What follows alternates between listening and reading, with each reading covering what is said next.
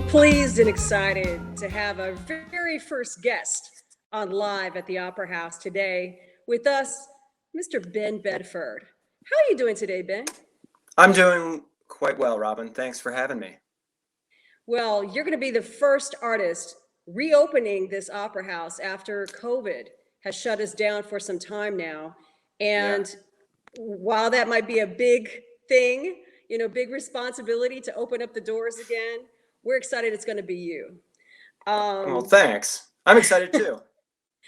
So I just wanted something that really stood out to me when I was looking at your information and really getting to know who you are.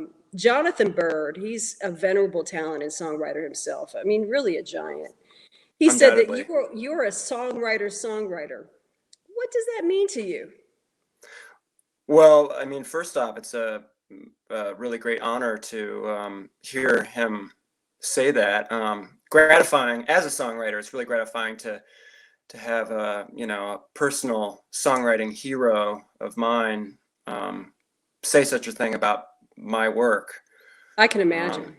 Yeah. I mean, so yeah, that was I think he said that after I opened a show for him in Columbus, Ohio, actually. And but we've known each other for I think we first met maybe back in like 2008, 9, somewhere in there. And the Columbus, Ohio show, which is a really great series called Six String Concerts in Columbus, Ohio.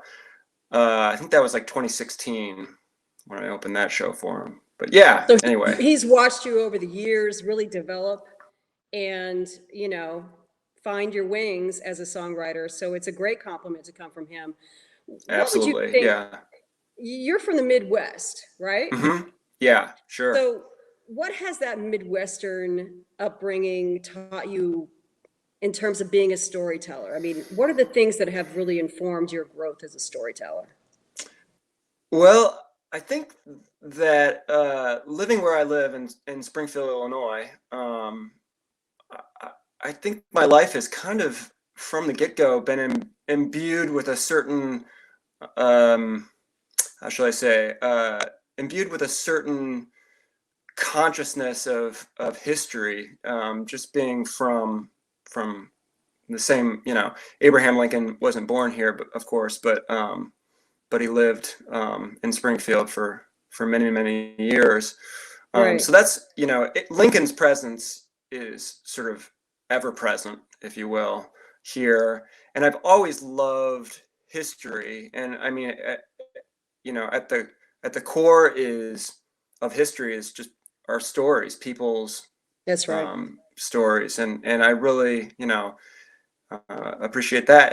And I've looked up to other, certain other Midwestern sort of storytelling songwriters, if you will, people like John Prine or Greg Brown.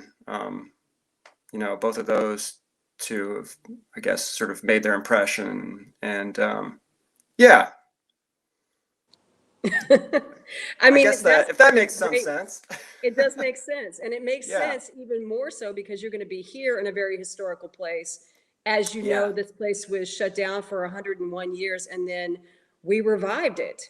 And so, it's got its own story. So to bring a great storyteller to a place that has its own story, I think is a very ironic and wonderful thing. And as a Yeah. son of the heartland, you've certainly made waves outside of the United States. You've toured here, but you've been in Europe several times and you're getting ready to go back to Europe, aren't you? Are you not? I am. Yeah, I'm going. I'm leaving on the 20th of September. So just Right a after handful. you're here. Yeah, right. A handful of Wow. days afterwards, and I'll be there a month. And I'm going to Germany and the Netherlands and the United Kingdom. And yeah, I love it over there. Yeah, it's great. People sometimes ask me like, what's the difference between the audiences in the United States versus in Right. Europe? But I really think a good audience is a good audience, but there are definitely a lot of good audiences over there in Europe that really appreciate American music, and specifically sort of Americana, or I guess more broadly, not more specifically Americana, but specifically they do really appreciate sort of storytelling songwriters, and they appreciate hearing that that perspective, that storytelling songwriting perspective. That there are certainly a lot of us, you know. I mean, Most we're not definitely. all doing the same. Yeah, not all doing the same thing, of course. We're all doing our own sort of little, you know, um, And you've idiosyncratic collaborated brand. with But artists over there too. I think I saw a video of you in Italy collaborating with some Italian musicians. And so, how do you communicate with them when you're getting ready to create a performance, for example? I mean, oh is it yeah, they're just well, I think one of the video you might be talking about, my friend Paulo, who lives in Arcore, my horrible Italian pronunciation, but Arcore, uh, who he's a dobro player, mandolin right, player, but yeah, he plays um, dobro with me when I'm over there, and I mean, there's a certain universality about music, you sure. know. He and I just sort of really fell into a groove almost immediately. I mean, I think we'd known each other for all of about 25 minutes, and we were Wow. sitting there, you know, playing, and it just, you know, I mean, that which speaks volumes for his musicianship and his musicality, because he's just that, you know, that good of a musician. He can do that, but uh, yeah, I mean, there's certainly, I mean, and he, you know, I don't speak but a few phrases here and there of any other languages really, besides English. But you know, somebody like Paolo, I mean, he speaks English, so we can Right. communicate in that regard. But you know, but it's a, like I said, kind of a universal. Music is a universal thing. It truly is. I know when I performed in Berlin last time with Delphi Marsalis and a bunch of other great musicians from New Orleans. I mean, we had a backing band from the WDR big band in Yeah, Germany, and it just there was no. I mean, we had a sound check. We didn't even have a rehearsal, and it was fantastic. You know, it was yeah, just like yeah. this thing that just immediately came together. So I was wondering if you had the same experience when you've been over there. Totally. The sound check, ye old rehearsal, also known as the sound check, Right. definitely been there. Um, uh, yeah, you know, it just seems to just click, which is cool. I mean, when you're playing with really great musicians and thoughtful people, you know, who That's right. appreciate um, appreciate what other artists are doing, you know, and you know, I appreciate what they're doing, and there's a rapport that you immediately sort of build, which is really Now, cool. when you come to the Opera House, what will we be hearing? I know you'll be just coming man and the guitar kind of thing, right? It'll be Yeah. an intimate performance. What should we expect to hear from you? Well, I really like to think of my concerts these days as little musical, little sonic journeys that you know, hopefully I can entice people to go along on with me. And I like that, you know, it is just me and the guitar. I do like to, I like to imagine that I put out a fair amount of noise, just me and the guitar. Oh, But you do. yeah, we'll call it that. We'll call it noise. Um, and yeah, I mean, It's a joyful noise, though, right? thank you. Yes, it is. I hope that's the intention anyway. Um, yeah. Will we be These hearing days, some music from your new project that you're working? yes, yes. Right. As a matter of fact, so the very last release that came out is a release in Europe, which is sort of a best of, if you will, for lack of a better term, of my first three albums.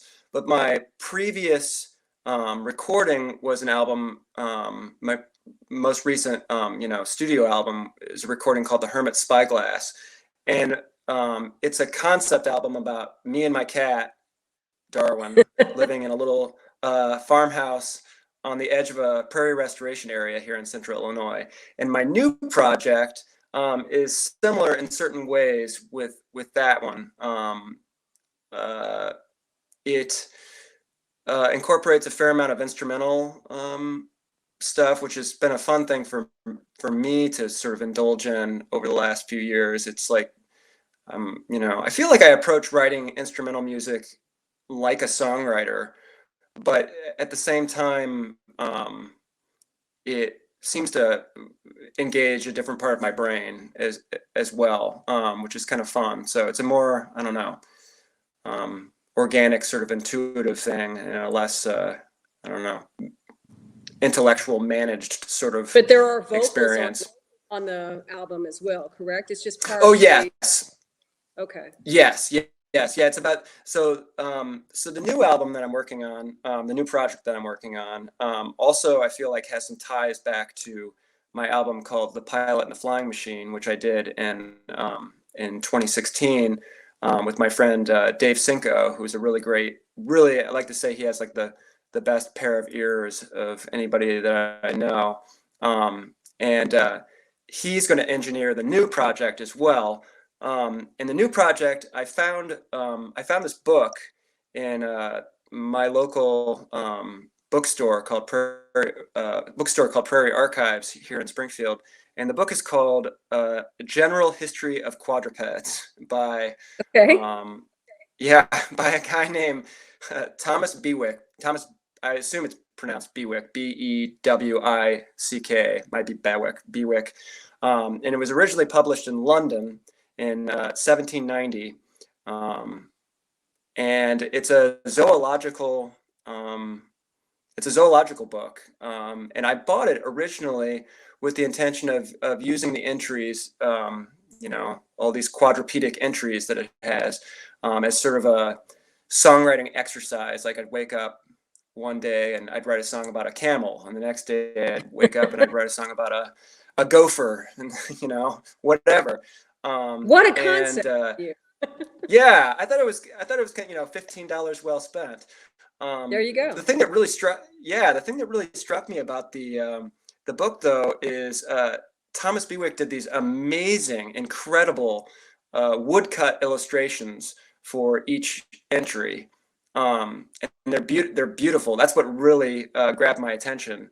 So really, in a lot of ways, I'm almost using sort of the woodcut illustration as the jumping off point for some of these songs that I've used. But yeah, at this point, the project is but tenuously connected with the book itself. But the book was very much the sort of original catalyst for the project. But yeah, I've got about 25 different pieces now that were sort of inspired by work for just one CD project. Yeah, right. Yeah, I think it's gonna be I guess technically speaking, a double album, probably. It would have to be. Yeah.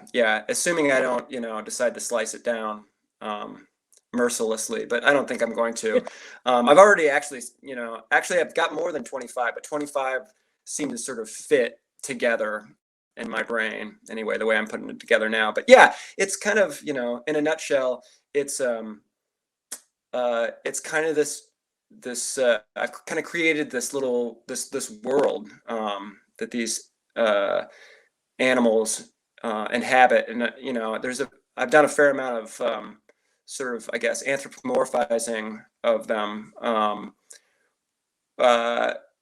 which I guess philosophically right now for me sort of is working in my brain. Like I very much, for example, consider myself I'm very much an animal and part of the animal kingdom. So it doesn't feels less like anthropomorphizing than just, honestly trying to capture the spirit of these different individuals. We're going to definitely capture the spirit of your music in this wonderful hall. And we look forward to it and hearing some material from your new CD project. So you're the first. You're the first in here since COVID. You know, it's a special thing, a special opportunity to hear your music and for you to fill this place with the spirit of who you are as a storyteller.